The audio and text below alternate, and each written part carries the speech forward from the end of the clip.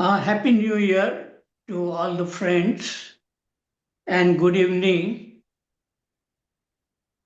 Today's topic is about J. Krishnamurti and Ramkrishna Paramhansh.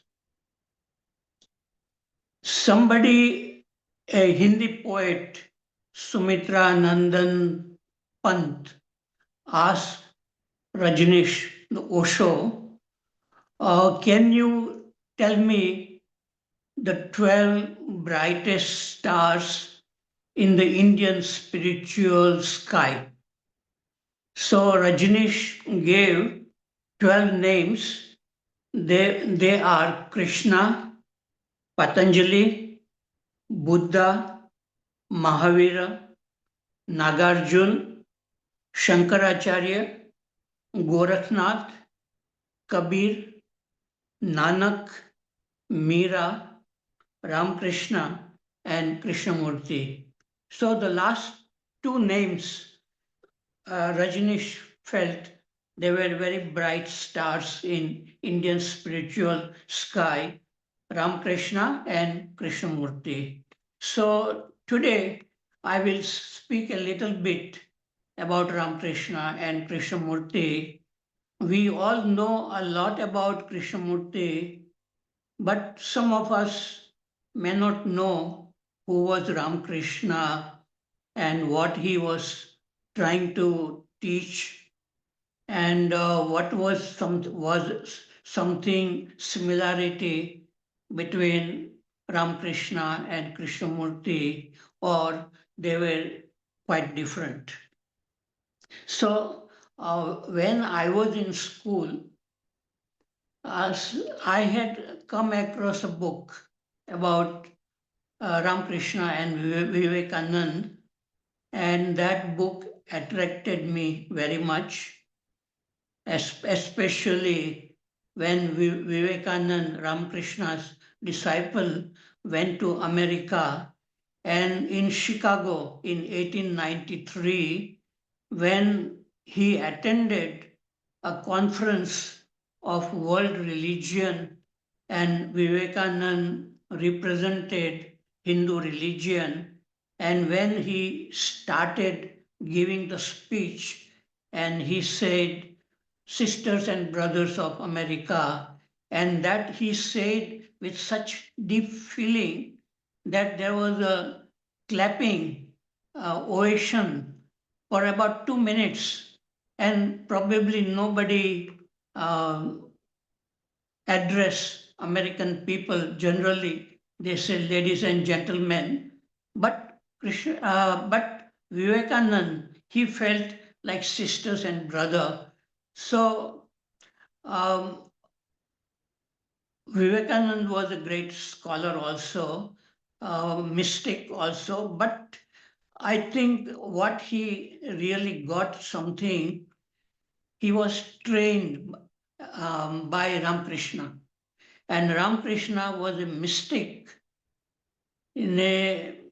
from very childhood.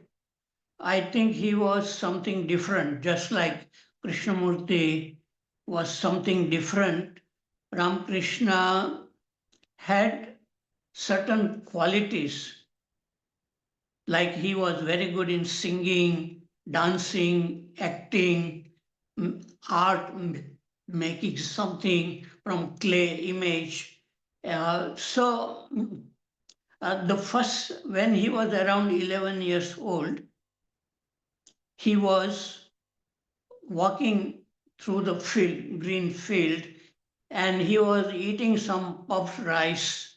And at that time, he saw the dark clouds and the white birds flying uh, in the air, and the contrast between white and black, it made him such a kind of an ecstatic experience that he fainted because of seeing the beauty of it. And then it went on like that. When he was around 16 years old, he went to Calcutta, and there was one Rani Rasmani. she had made a temple of Kali, and Rani Rasmani invited Ramkrishna's brother, elder brother, as a priest. And so he also took Ramkrishna with him to the Kali temple. And since Ramkrishna's brother was old and he passed away, after that Ramkrishna was in charge of the Kali temple.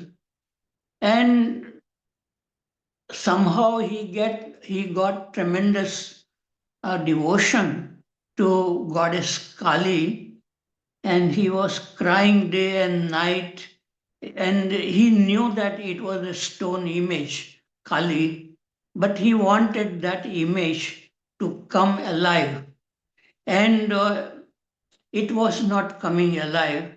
For many days he cried and he said, another day has passed by and I have not seen the face of Mother Kali. And then he was so much occupied with this obsession with Kali, then he was ready to kill himself. So he saw a sword in the temple and he was about to kill himself. At that time, he had the vision of goddess Kali, and he had extraordinary experience where he felt that everything had dissolved. There was nothing but the ocean of light and the waves arising in this ocean. And that image of the Kali, it merged in his own body, and then he felt that there was no duality between him and goddess Kali. So sometimes when he was worshipping, instead of worshipping Kali, the image, he was worshipping himself also. So many people in the temple, they saw this and they felt that this young man has gone mad. They reported the matter to the Rani Rasmani and Mathur, who was the son-in-law who used to look after the temple. But somehow they both, Rani Rasmani and Mathur Babu, they both felt that Ramakrishna was genuine. He was not mad. And so it went on like that for many years. Some tremendous body experiences were happening, what they call Kundalini. There was a awakening of it, which was creating tremendous heat in his body and a lot of disturbance. And that reminded me of the process which went in the body of Krishnamurti. And Krishnamurti also had felt tremendous heat in the body, and it was unbearable heat. So there was a similarity between Krishnamurti had gone through the process, which is something like awakening of Kundalini, and same thing with Ramkrishna also had that. And then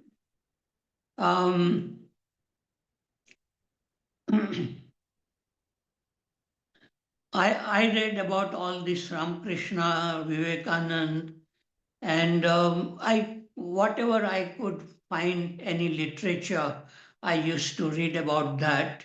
And then in 1969, I went to America, and at that time I was very deeply interested. And because Vivekanand had become very famous in America and he had started many Ramakrishna mission, I thought many Americans will be interested in Ramakrishna and Vivekanand. But when I went to America and I was doing my master's degree in electrical engineering, I found that Americans were not interested in spiritual, religious life. They were more interested in football and eating and studying and all very, very materialistic culture, drinking, drugs, all that, sex, everything was going on. And so I felt quite very lonely in that culture because I was brought up with this idea that the life is meant for realizing God or truth or whatever we call it. And without that, life is meaningless. That is what early early in life I had felt like that after reading Ramkrishna. And Ramkrishna used to tell young people that they should not get married because once they get married, young people like Vivekanand and other young men who had come to Ramakrishna um, in around 1880s, Ramakrishna was telling them, if you are very sure that you want to go in the spiritual life, you must not get married because once you get married, then you will get involved in family life and then you will have to earn money, then children, and then it will be very difficult to maintain your deep interest in spirituality. So, since I felt like that, I had no idea of getting married.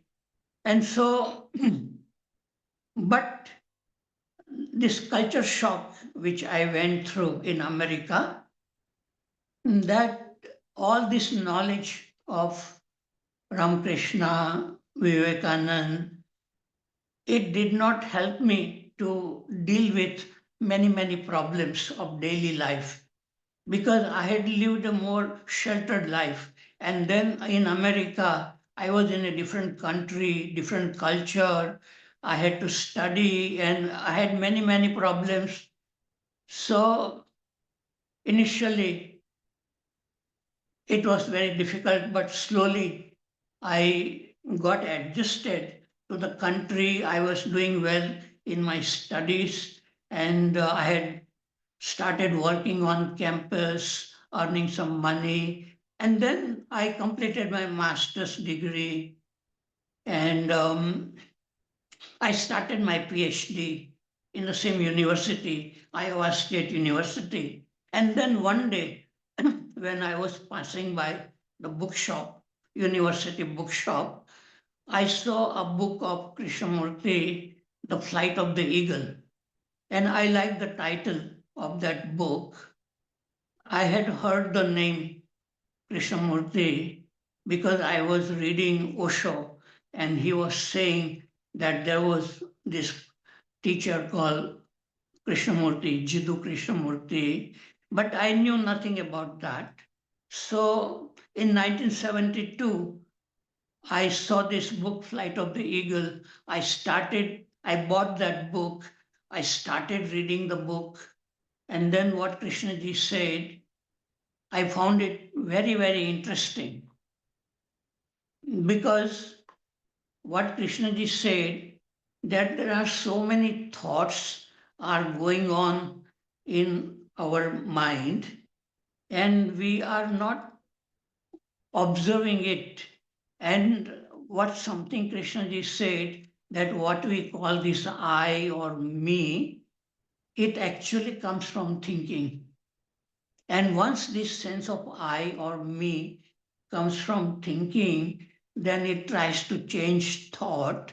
And then there's a conflict between this thinker, I, and my thought. And this conflict between thinker and thought, that is the cause of all our psychological problems. So this really interested me, and I think my mind was prepared in some way by reading Ramkrishna, Vivekanand in this field, because they were also talking about meditation. So I meditated on this thinking process itself, trying to catch the beginning of a thought. And when with all my energy, curiosity, intensity, honesty, when I try to look at the beginning of a thought, my mind really stopped. And it was a wonderful state of pure observation, pure awareness. And then I felt, oh, such a thing is possible for human beings to be without thinking and just observing everything. And it became very, very interesting. And so I started meditating more and more on the thinking process. And I began to learn about my own life, what was going on. And when I came in direct touch with my own self, I began to get tremendous confidence, and kind of a new life started. Before, I was very shy in meeting people, feeling that Americans are different. But after I really began to see that we are human beings and our mind works in a very similar way, then I begin to observe that Americans were lonely in their own country. There's no relationship in the family. They are drinking, drugs, sex, and all these problems. So when I realized that I'm a human being and these people who were in the university, whether they were American or Mexican or Chinese or Iranian or of any other country, we are all human beings. When I realized that, I really begin to move with people of many different nationalities, and I shared apartments with them, and I felt kind of freedom to just observe. And everything what I looked on campus, everything looked so beautiful, because when the mind is silent, then we can really see the beauty of a tree or a flower or a human being or colors and like that. So I read many books of Krishnamurti. I wrote letters to Krishna ji describing what was happening in my body, because some processes had started in my body. I could feel in the brain, in my eyes, in my back, everything, that there is a sensitivity of the body. And because these experiences were very new to me, I used to describe in my letters to Krishna ji, but not asking any question about it. And then I read Krishnamurti books for about 5 years, from 1972 to 1977. Now, in 1975, I completed my PhD degree in electrical engineering from Iowa State. And then I went to Canada to work as a postdoctoral research in electrical engineering. And from 1975 to 1979, I was in Canada working at the university. And while I was doing research in electrical engineering, I was also reading Krishnaji's books. And in 1977, I went to Ojai, California, and saw Krishnaji, listened to his public talks, met him, a non-verbal meeting with him. Then in 1978, I went again. And then in 1979, and third time, I went to Ojai, California. And then in the presence of Krishnamurti, during a music program, I felt some kind of communion with Krishna ji. And when I came out from that music room, I felt that my all problems are solved now and I can do what I really want to do in my life. And I wanted to be a teacher in a school, even when I was young.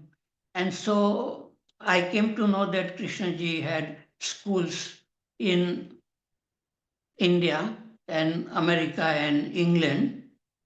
So I wrote, after I went back to Canada, after this meeting Krishnaji at a non-verbal level, again, mm, I wrote a letter and then Krishnaji wrote a letter back to me. And then I met Krishnaji in Brookwood Park and met Principal Mr. Narayan of Rishi Valley School. He was there in Brookwood. And then I went to Rishi Valley. So my life with Krishnamurti schools started in 1979 and it continues even now. So this is about Krishnamurti. And Krishnamurti's teachings are very, very beautiful. But I think it is for people who are very introvert, intellectual, can able to see clearly their own mind and not ask too many logical questions.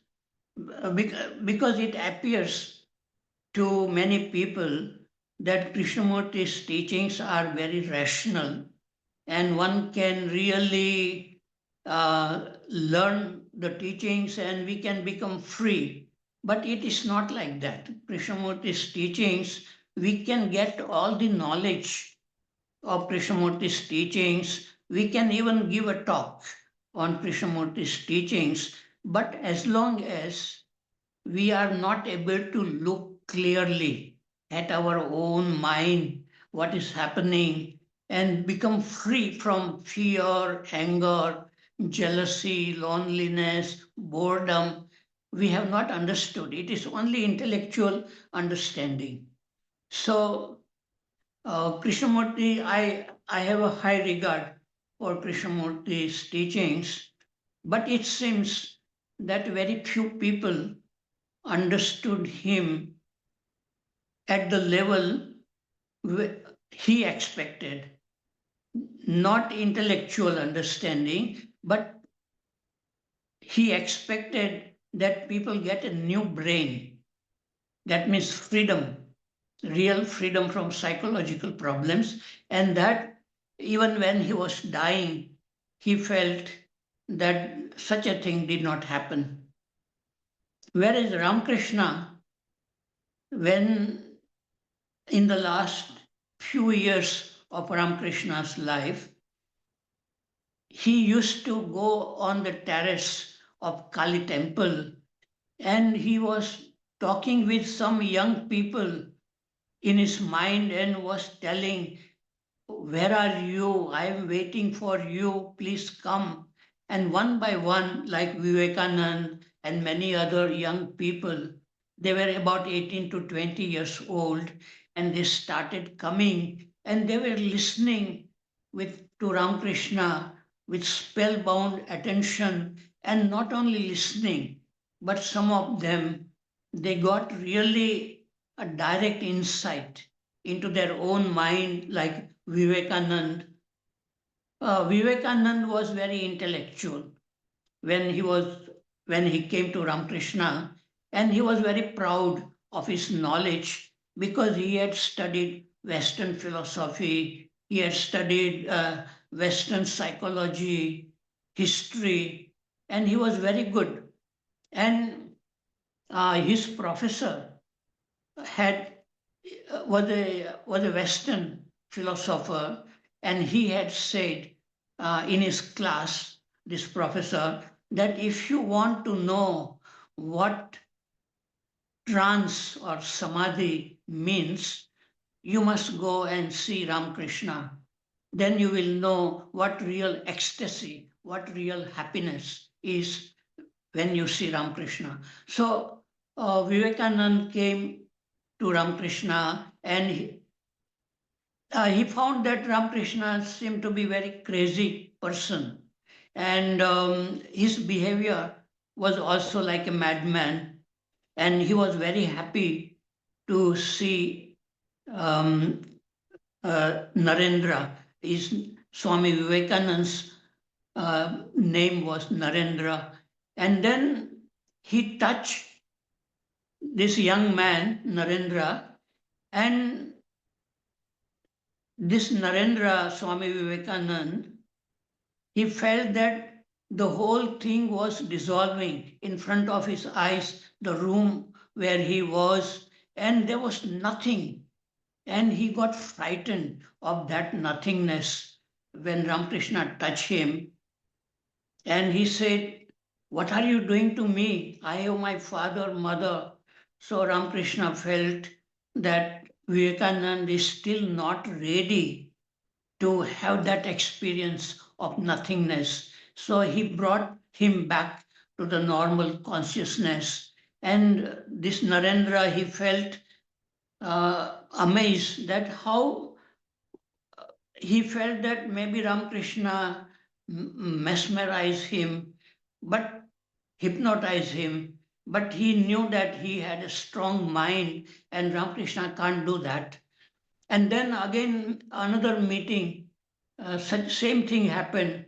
Ramakrishna touched him, and Narendra lost all his consciousness. And in that state, Ramakrishna asked some questions to Narendra, and the answers were given by the unconscious mind of Narendra. And Ramakrishna got confirmation that what he thought about Narendra was correct, that there was a great plan in the life of Narendra to do some very good work. So he trained Narendra and other young people, and he wanted to create an order. He wanted them to become sannyasis. And in the last year of Ramakrishna's life, he got a cancer in his throat, and it was very, very painful. But in spite of such pain, Ramakrishna was talking with people and was going into samadhi. And Dr. Sarkar, who was looking after Ramakrishna, and Dr. Sarkar was also a very scientific minded person. He did not believe in all that kind of samadhi and all that. So, but when he saw, this Dr. Sarkar saw that Ramakrishna was going into samadhi and was losing the outer consciousness, and he was in a different state altogether. At that time, there was no even breathing, because Dr. Sarkar, he tested Ramakrishna and he found that there was no breathing, not even heartbeat. So it is a quite different state, which we don't know. And initially, Dr. Sarkar used to challenge Ramakrishna in spiritual field, because Dr. Sarkar has also read a lot of Vedanta. But slowly, Dr. Sarkar changed and he mellowed down, and he felt that Ramakrishna was a genuine mystic. And Ramakrishna said that to Dr. Sarkar, that you have a lot of knowledge, but it is a dry knowledge, and that will not help. Dry knowledge of spirituality, it means nothing. So, also, okay, let me say something more.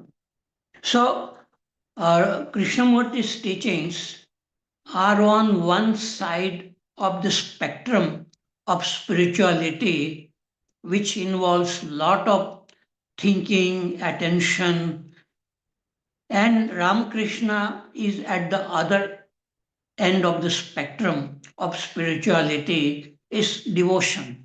And devotion means no ego, surrendering yourself and feel that you are nothing.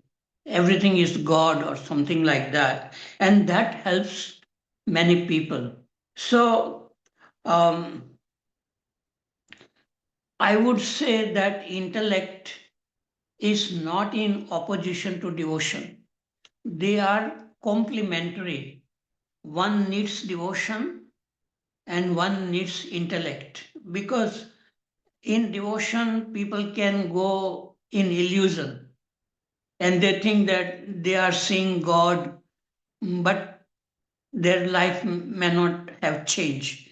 And on the other side, intellect without devotion is becoming very dry knowledge, repeating observer is the observed, but having no real sense of that sense of nobody, just looking non-verbally at that. So, devotion and intellect are very complementary, and I would say that both are required. Spirituality is a vast spectrum, and different people are attracted to different teachings. But I'm interested in both Ramakrishna as well as Krishnamurti, because it goes right at the source from where thoughts arise. So Ramakrishna met many intellectuals also, just like Bankim Chandra Chatterjee and Keshav Chandra Sen, of course Vivekanand. And because I am interested in both Ramakrishna and Krishnamurti, in my imagination, I saw them meeting.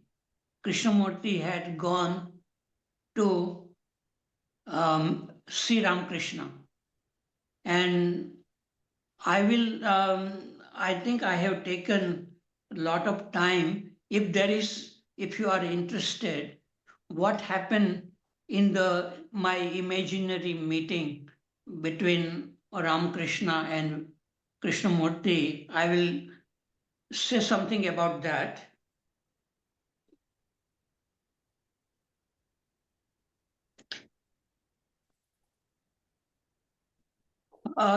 What Ramakrishna's teachings mainly say, he says that the purpose of life is to realize God, not about earning money, becoming famous, powerful, and all that. And he said Kamini and Kanchan, these are the greatest block. That means sensual pleasures and money. It prevents. Many people get trapped into sensual pleasures and money and the ego. So that he felt strongly about that.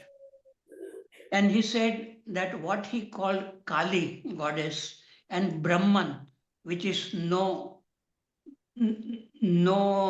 image. Brahman is formless and Kali is with form. They are actually one, he said. And all religions lead to God, because Ramakrishna practiced also as a Muslim, as a Christian, even as a Hanuman, or even as a woman like Radha.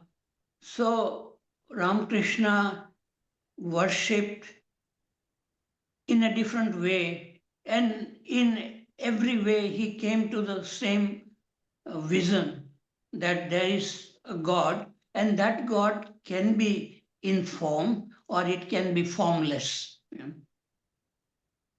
And he was very much interested that his disciples, when they grow up, they give their full time to realize God, and they can also do some work for the society. So after Ramakrishna's death, when Vivekanand became very famous and he had collected money in America and Europe, and they started Ramakrishna Order, and they are interested in educating children hospitals and going around uh, wherever there is some natural calamity, people go and help.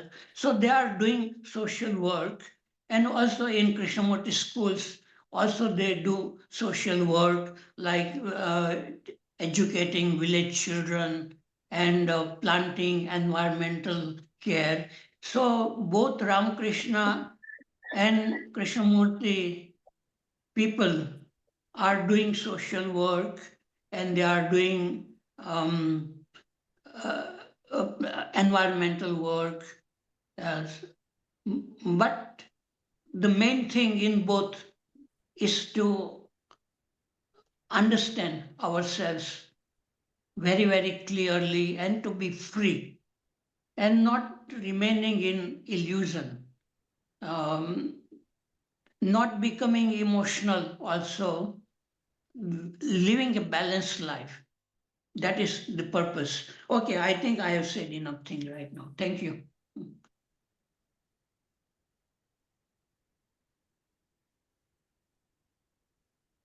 Thank you, Harshad. Thank you. Thank you.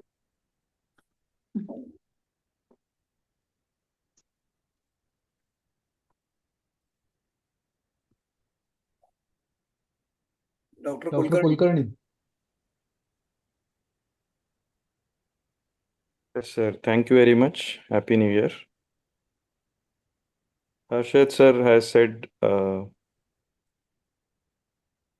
my heart's feeling.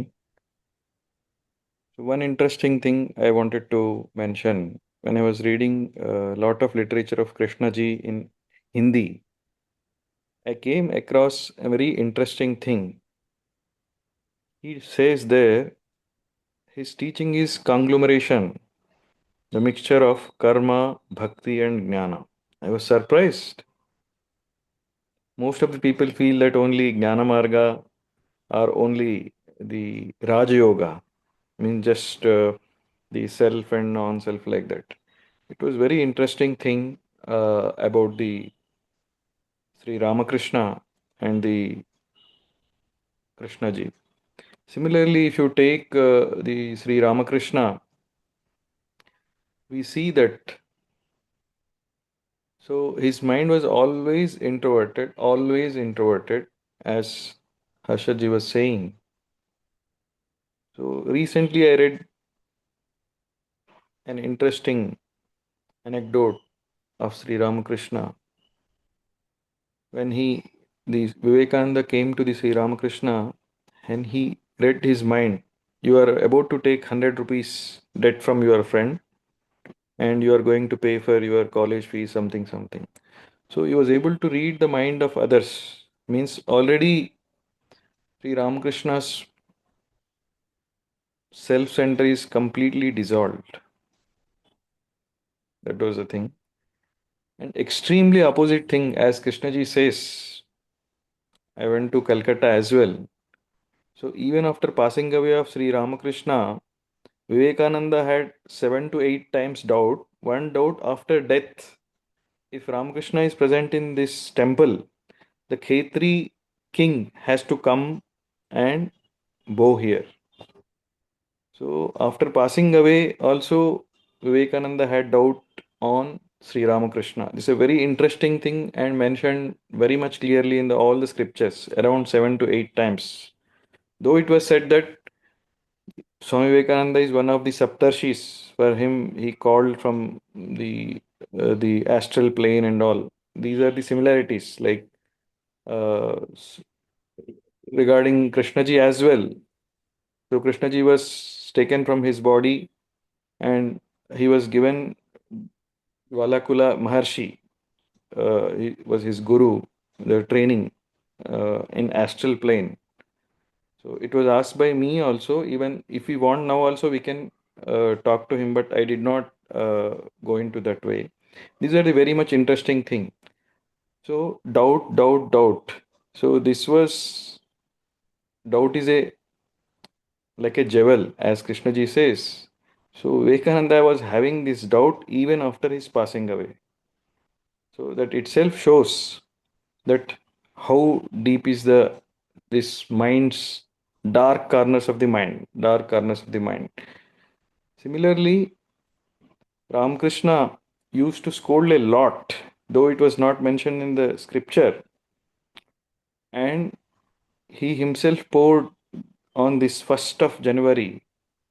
The 1st of January is considered as a Kalpataru day, means he poured everything to whatever their wish filling tree, they say. Like that, he never left untouched any area of any doubt of any uh, devotee or his disciples. I see Krishnaji as well, the same thing. When Khalil Gibranji went to his room, the waves of love are coming. My master's master, who comes to me, I did not see him. His name is Shivananda Murti. So, Jagat Guru Shivananda Murti. They say even Narendra Modi has contacted him. So, when he went to his last lecture of Krishnaji's in Madras, he was able to see the Krishnaji's mind completely clear, completely emptiness. So, then he said, so India will take another 200 years to understand this Krishnaji. Why? Because we are loaded with full of past things, tradition, and this self is very much the starting itself. We start with the self. As Krishnaji says, you start with the freedom, but we start with the burden. We start imagining, we start with the story, and again we tell one thing and do something. Same teaching by Sri Ramkrishna was you should be guileless, just like a child.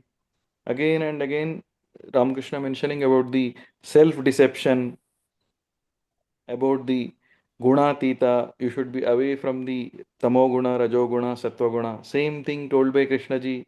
Thought has pleasure and fear, that is rajo guna, and tamas, image formation. So we always start everything with an image about everyone. Now also I am having some image about Sri Ramakrishna and Krishna ji and about myself and everyone here. So like that, so many similarities because I had very good opportunity to work with Sri Ramakrishna Math. I am the youngest doctor. I run the free diabetes clinic in the Vivekananda Health Center as well. So the interesting thing was I had visions of both Krishna ji as well and Sri Ramakrishna. So the very interesting thing I found was so just one sentence of Krishna ji. I was trained to listen for explanation for an hour. Similarly, though it looks tough in the beginning, but if you go on working with Krishna ji, even with Sri Ramakrishna as well. So the basement is formed by Sri Ramakrishna like Shama and Dama, means mind's control and your Indriya Nigraha, the sensual pleasure control. Then the introversion happens. I found introversion is very difficult, very difficult. It took me almost 30 years to just to go just an inch or iota inside me, or what is this thought, what is this desire, fear, confusion, conflict. Though it looks very small words, but it takes so many lives, or even that's the reason Krishnaji used to say this infinite journey. We are all going into this infinite journey. So I want to ask here Harshad ji about two things. One thing is about the yogic powers of Ramakrishna Paramahamsa and also Krishna ji. It was very interesting and mysterious thing. Second thing, for Sri Ramakrishna, it took only 3 days, though his master took 30 years to get this self realization. So easy for him because his mind was one pointed. These are the two just interesting questions, and I wanted to learn from Harshadji. Thank you. Okay. Thank you, Dr. Amarnath. About the yogic powers, of course, I think when a person goes very deep into spirituality and finds some kind of freedom. Such people like Ramkrishna and Krishnamurti, they have the power. They become clairvoyant. They can understand the mind of human beings. And Ramkrishna uh, did not consider this power to be very important, because he says that sometimes when a person gets power, he gets away from the self-realization and becomes very egoistic and sometimes can misuse this power. So only the people who are truly free, they can sometimes use yogic power for good purpose.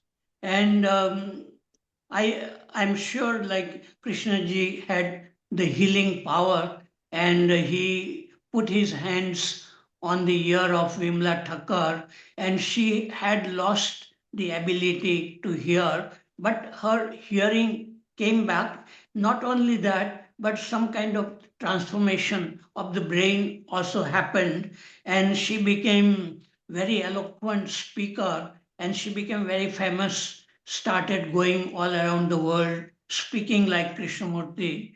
And she had also interest in Upanishads and all that.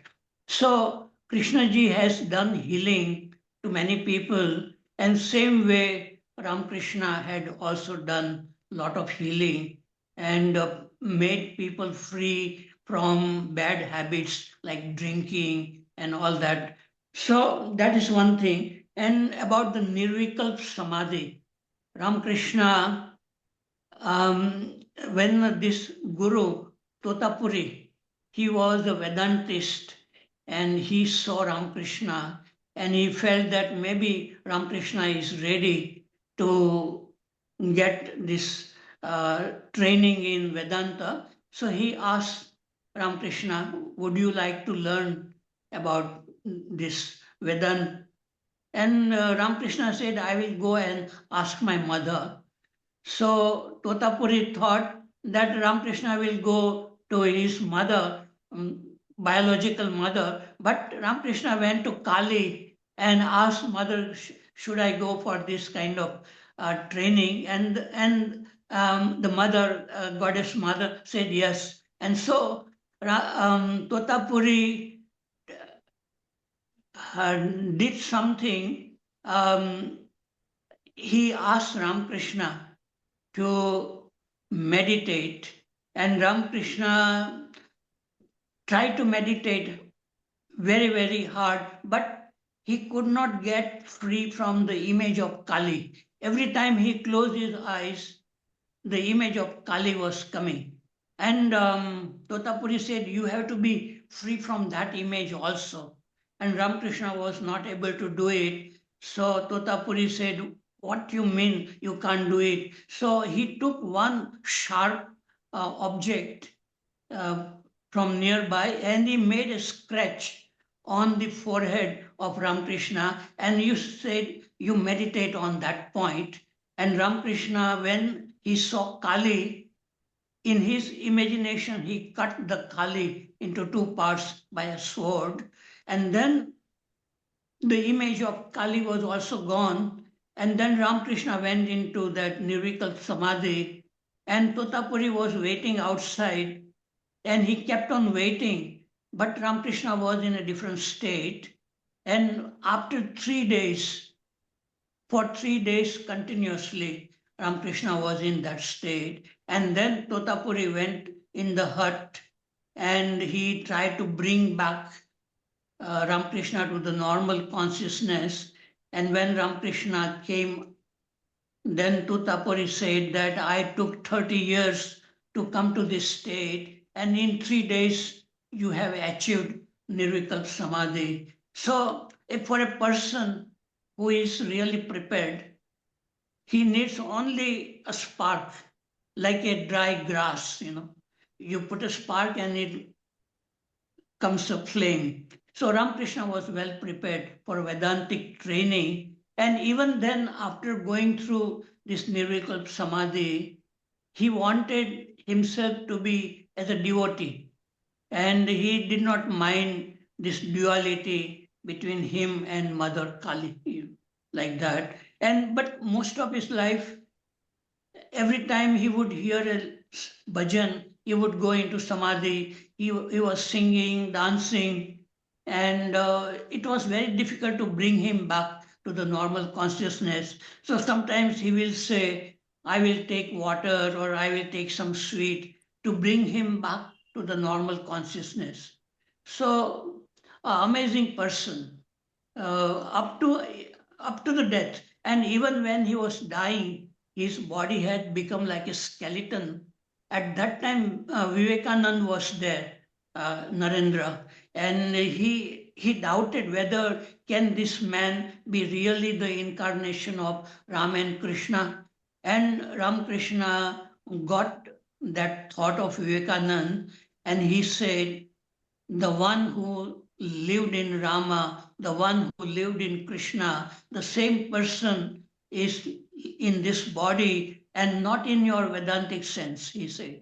So there was something amazing about Ramakrishna, and such people are very, very rare. Okay, I will say But this. last one doubt, sir. Last Yeah. but not least.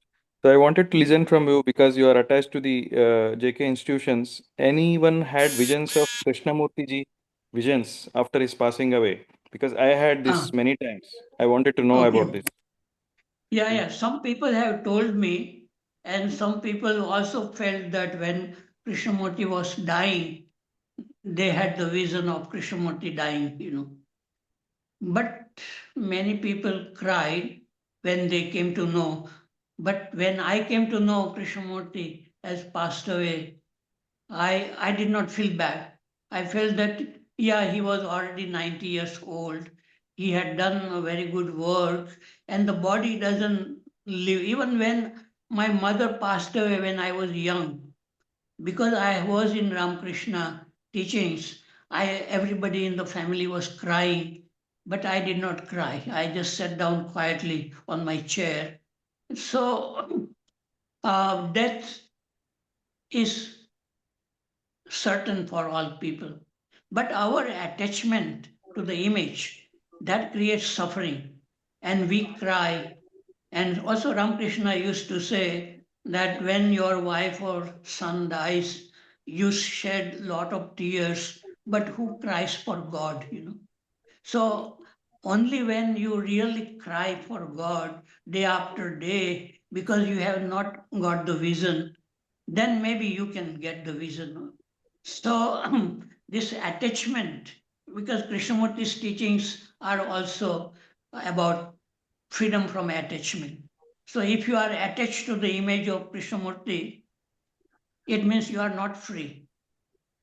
So to be free from the knowledge of Krishnamurti teachings is real freedom. You may use sometimes this knowledge of Krishnamurti if you want to speak. Otherwise, it becomes a burden. The knowledge of Krishnamurti's teachings become a burden in seeing yourself very, very clearly. Okay, I Great, sir. think. That's great thing. As you said, even Ramakrishna himself said, Satchidananda himself is a guru. He never said, I am the guru. This is a very core teaching of Sri Ramakrishna.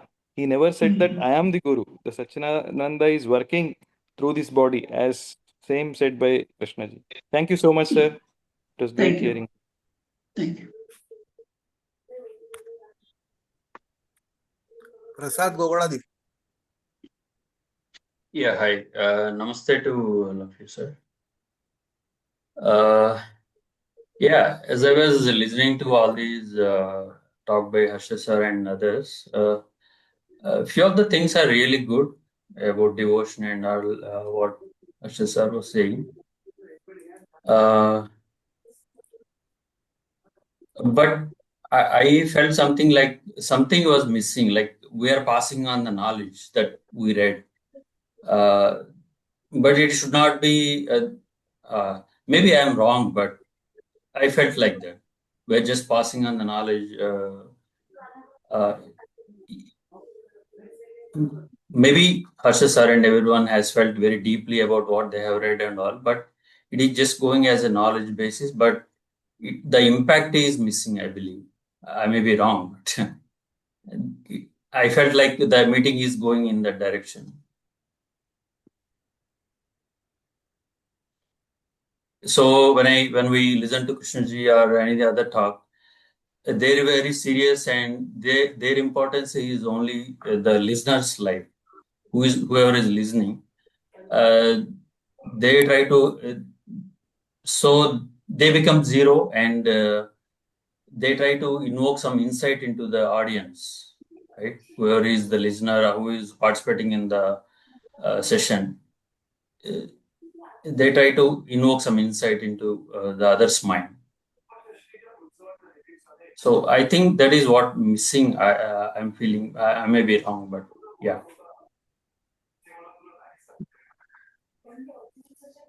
Thank you, sir. That is what I want to say. Maybe. We can share only words, knowledge, but that is not all. Yeah. Yes. So you are right. Even Krishnaji and Ramkrishna said mostly same thing day after day, but it was coming spontaneously to them. But other people may think that they are repeating, Okay. Thank you. Thanks. Yeah. Thank you. Pradeep ji. Yes. Pradeep ji. Yes, you are audible? Yes, yes. Yes. Oh, thank you very much and very good evening. I didn't want to say anything, but Prasad Gogada, what he has triggered that in me, the similar thing. We were talking about Ramakrishna and Krishnamurti. They were unique in their singularly different individuals, and their life and behavior was so different than any one of us. Psychologically speaking, is it that we wish to be like them? Somewhere in us, I also feel that there is something in all of us which did not flower, which could not flower because of our conditionings. So we have lived a very narrow spectrum of life. We are living rather a narrow spectrum of life. Life is much larger. So this is all why what impressed us is definitely is a positive sign in all of us that can be life. You can see enriched way of life. You can see much more than what you are living. That's all I have to say. Nothing special. Very good. Harshad ji has covered almost everything, biographic things, story part of it, what we have read, all of us. So that's a good thing. That's a good talk. We enjoyed it. A very happy New Year to all of you.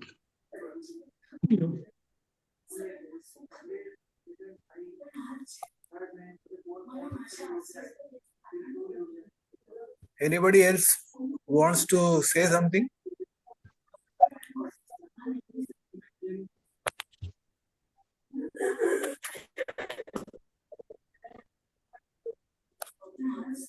Basically, yes, 1 minute.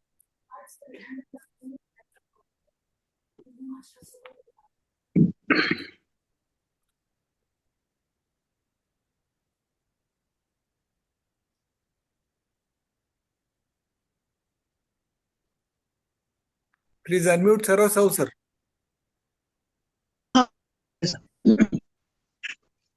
So, thanks to Harshad sir, there is a lot of discussion on Krishnaji and also Ramkrishna Paramhansh.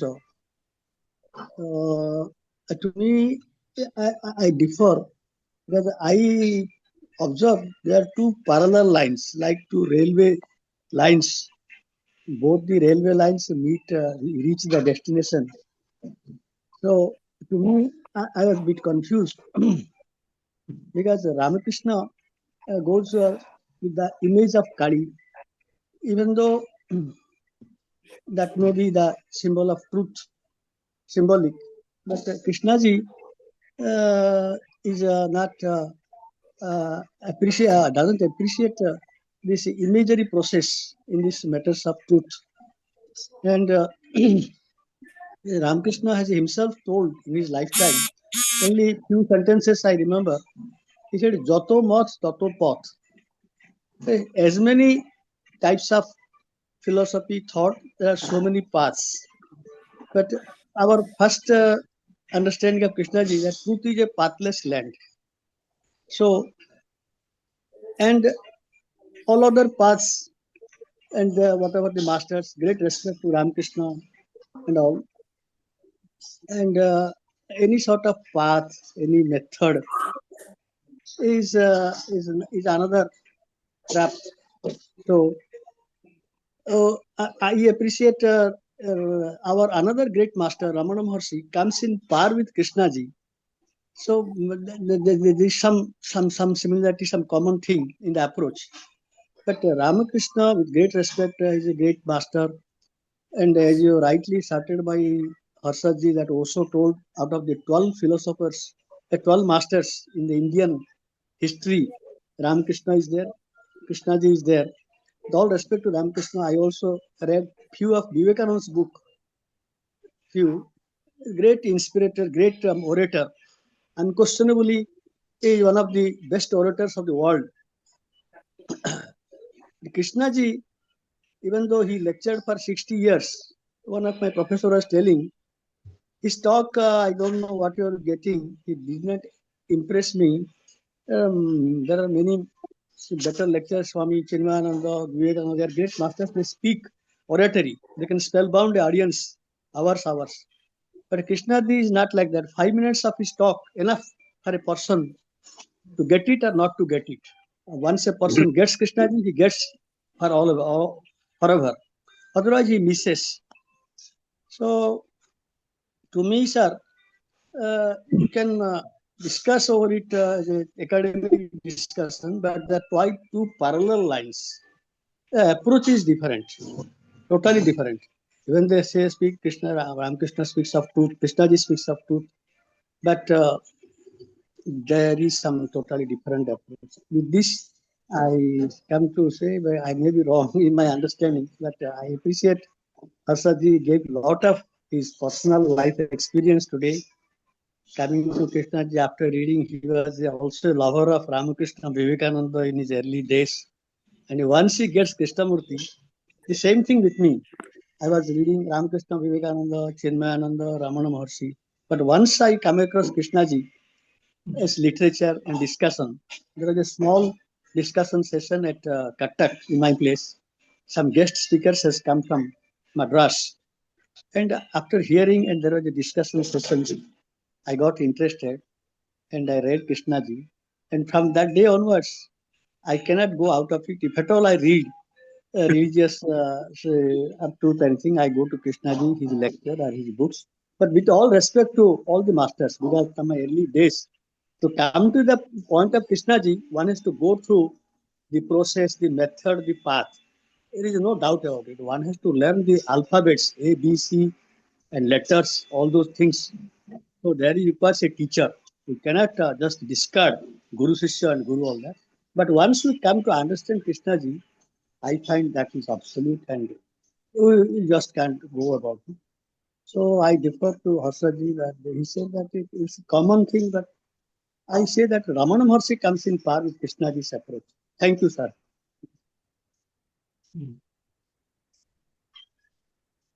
Pradeep, sir. Yes. Can I? Pradeep, sir.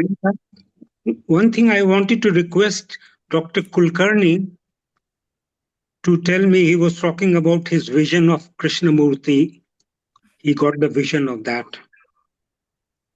how it affected his daily life, that vision. And what is the role of vision? What does it tell? Does it tell your attachment to the image of Krishnamurti? Because in vision you will see image only. So how does it affect? Because while listening to you, I think you are very much in for preparation or preparatory period, and how some master can give you that.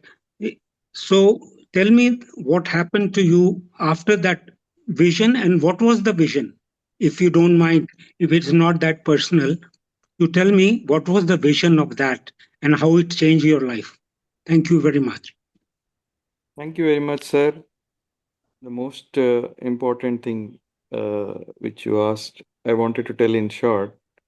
So, whatever the quote and whatever the Krishnaji's teaching, I used to read, same situations used to happen day in and day out. For example, yesterday I was reading a quote, what is conflict?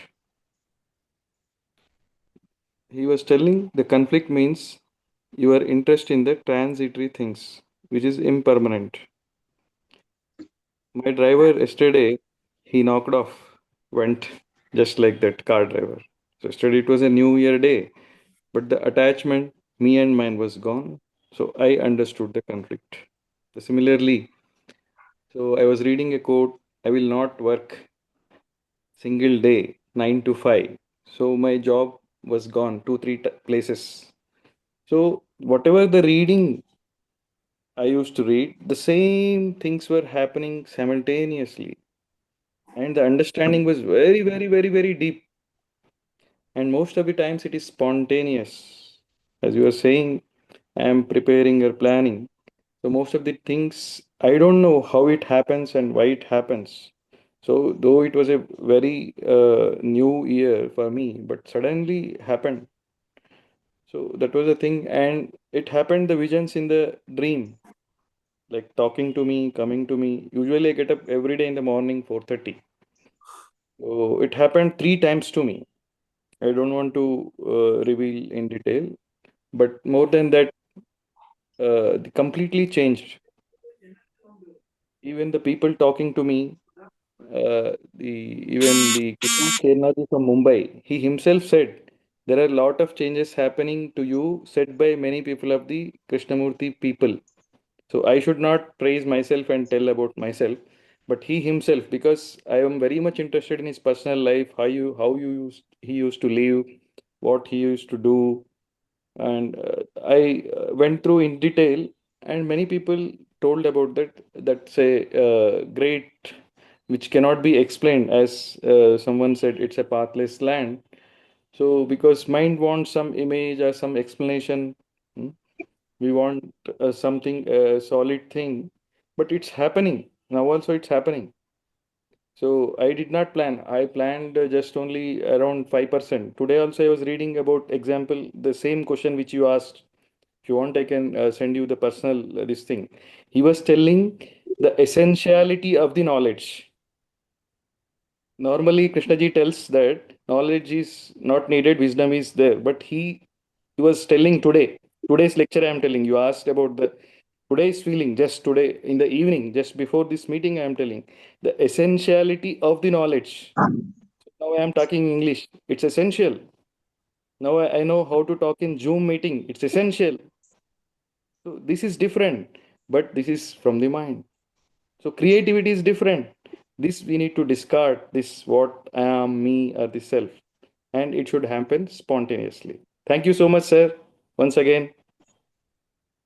So his vision created this thing. You got this No, vis- no, I you, don't relate anything to that, but it came to me. I told how it comes, what happens, because dream you cannot remember everything in detail. It not happened in meditation, but all three times it happened in the dream. how it changed your life. How it changed your life. How I can know, sir? I am living in waking state. That happened in dream state. How it changed, I cannot explain. It happens by itself. So now, how it happened that the world training program has given to him. since beginning. You know all the things, leader, beater, and all. It's completely mysterious power. How it happens, why it happens, I cannot explain. That is the reason I asked anyone had like this to Harshadji, because he's attached with the institute. Doctor, I wanted to know how it affected your life. Means awakened Sir, the it's life you 24 hours live. process, sir. I cannot tell separate. Just now I explained, no, 2, 3 things I I'm explained. not asking about dream. I'm asking about when you are the 24 hours out of that 8 hours sleep. After that, how it changed your life, the way you live. Inside changes, sir. Inside. Seeing the Oh, thought, without thought, I can sit now. I can see without thought. I can see without images. This started happening, and it's a okay. continuous process. Thank you. Thank you so much. May I Harshad, make a comment please, Harshad ji. about Saroj ji said about parallel path. Krishnamurti and Ramkrishna, they are moving parallel, but it is not like that. When Krishnaji says there is no path to truth, but then he is talking, he is asking people to see it. That is a path. And it is not easy. Actually, one needs a kind of a preparation to understand Krishnamurti. So this Osho disciple, they used to go to listen to Krishnamurti because I think Osho had prepared them to understand. But without proper preparation, Krishnamurti can be very confusing. Many people say, I have met, that after reading Krishnamurti, they have more conflict in their life. They are not getting sleep at night and they know what is, but there is no freedom from what is. So it makes life more difficult. So Krishnamurti's teachings are dangerous in a way. And Krishnamurti himself said that once you know what is true, but you can't live that way, it will create more conflict in you. So I think Ramakrishna's teachings is safe in a way for most people who are not very articulate, but they have certain innocence to look. But I think both required intellect as well as devotion. Without that, one can become quite intellectual or very kind of repeating. Most people are repeating quotations of Krishnamurti and then explain in a very similar way. There is nothing new. There is nothing original in them. But in the same way, people who are interested in Ramakrishna, they can also repeat the knowledge in that nothing new. Each person is unique. You cannot imitate Krishnamurti, you cannot imitate Ramakrishna. You have to know yourself as you are and seeing it very clearly, then only some kind of authenticity comes in your life. So, spiritual path, very few people are interested. People generally get a lot of knowledge, and that knowledge becomes a burden. But when there is a freedom, then this knowledge is not a burden. Knowledge becomes a burden when there is no freedom. So it makes you very heavy, this knowledge. So spiritual life is for very few people, I feel. It's only for the brave people who are brave. As Gandhiji used to say, Harino Marag Chesurano, Nai Kayarnu Kam. It is a path of the brave people who want to go all the way. And it's not for people who are afraid. People can go mad also in this field. That possibility exists. Okay, I think I have said enough.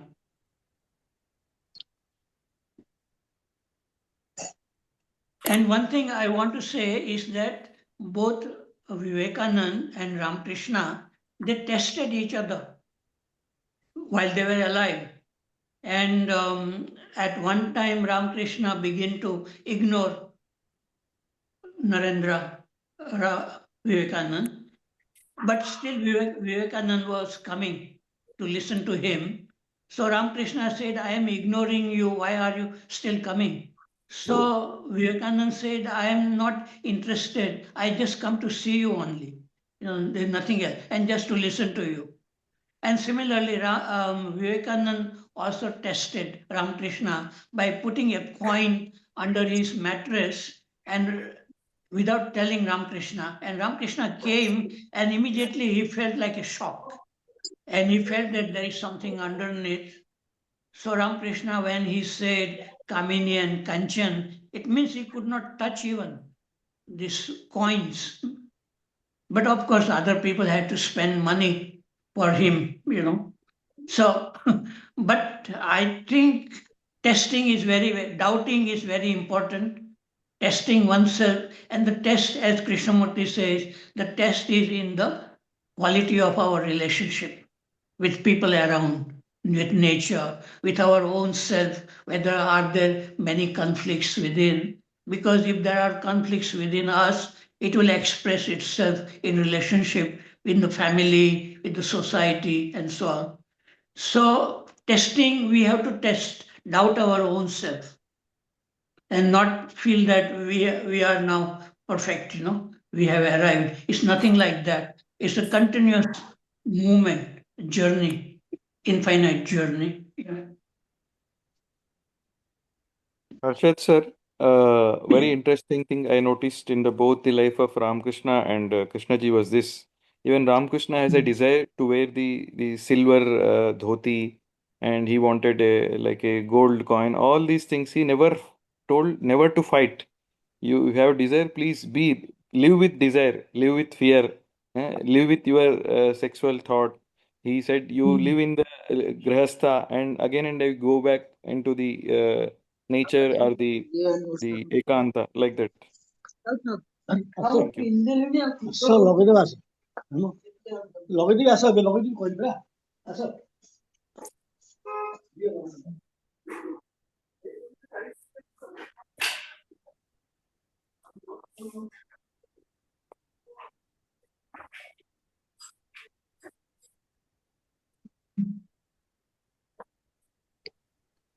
One thing, anybody wants to speak?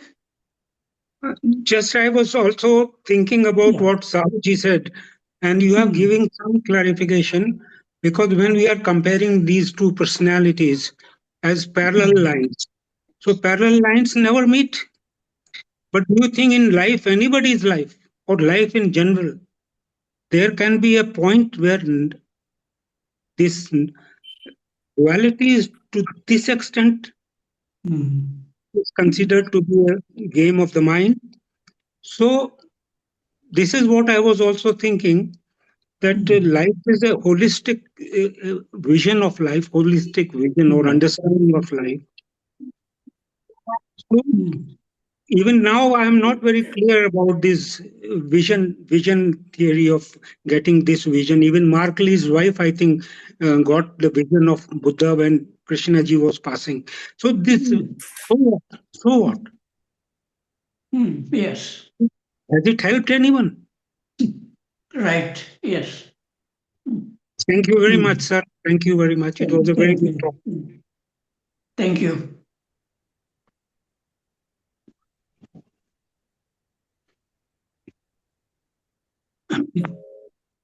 Krishnaji, when he speaks against Guru. Dinesh Waghmare. Okay, Dinesh Waghmare. Fine. Yeah. Are you able to hear my voice? Yes, yes. Basically, both approaches are different. One is called Raj Yoga, another is called Bhakti Yoga, or you can say Raj Yoga is Bhakti Yoga, sort of.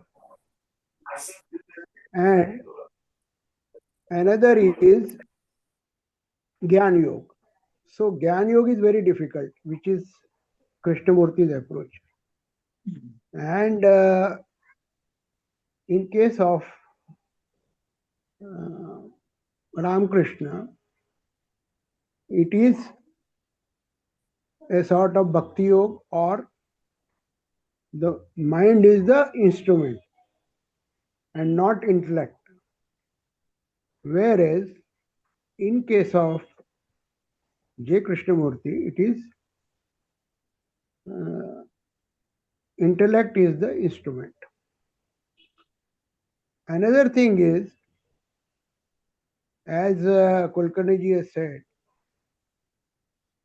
all the bhakts are never give importance to all this greed and this thing, fear and all that. Why? Because already they are clear that they have to do bhakti. Bhakti means they have to remain away from this and not. These are all problems with the Gyan Yogi. They have to become something, and they have to becoming is the problem with them. So that's why this fear and all that greed comes into picture. Whereas all the bhakts are doing bhakti only. So he was a bhakt. Another point is, when Vivekanand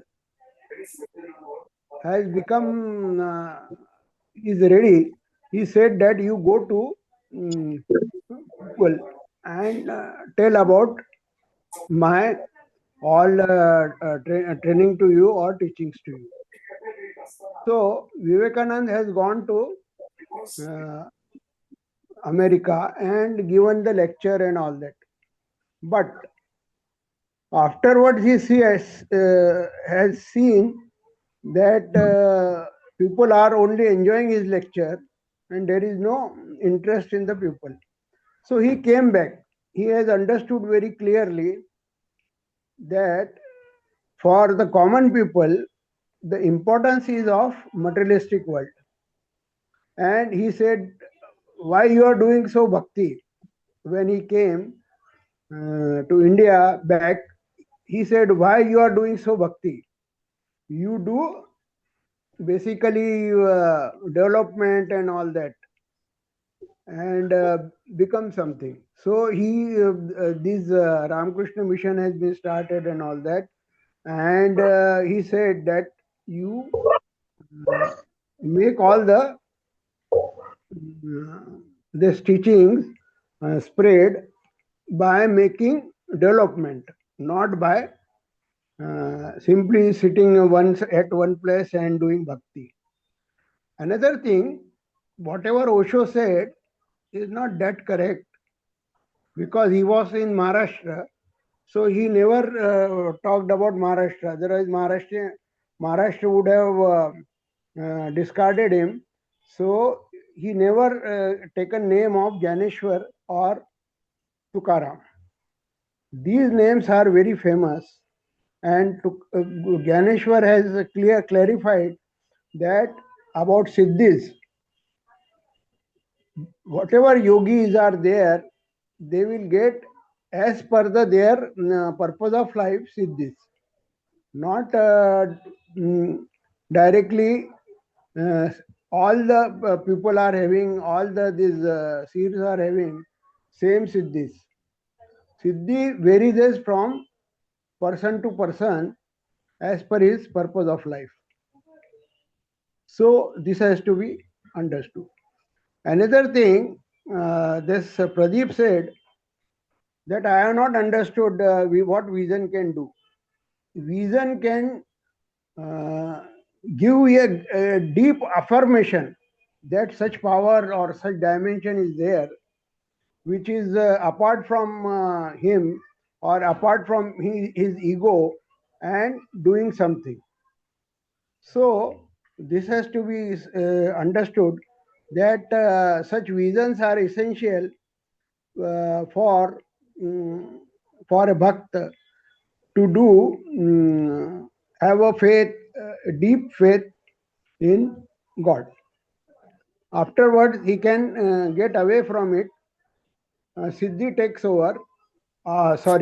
This energy takes over, and then says that you are not doer, I am the doer. These are the things. Thank you. Harshad sir, time Uh, has come, so time is over. Yeah, time is over. if you want Yeah. to comment, you can comment for 1 minute or something Yeah, like that. only one line is that Right. Krishnaji criticizes gurus, but not all gurus are corrupt. Maybe few who can mislead, but there are gurus who really help, like Ramkrishna helped Vivekananda and many other young people. And similarly, Krishnamurti also helped people, but help comes only whether it depends whether the person is able to take the help of the guru, because there must be certain quality to have a humility to listen, to experiment with oneself, and not just worshipping. And not these visions doesn't really help much. I would agree with Pradeep ji that yes, if it really changes a vision which is changes your life forever, then it is a true vision. And that vision can be in the form of some god or goddess or a ocean of light or whatever it is, without any form. Okay, I thank you. I finish. Yeah. Thank you, everybody, for Mm. participation. Mm. Thank you. We will have to end the meeting for the time is now over. Yeah. So thanks all. Thank you.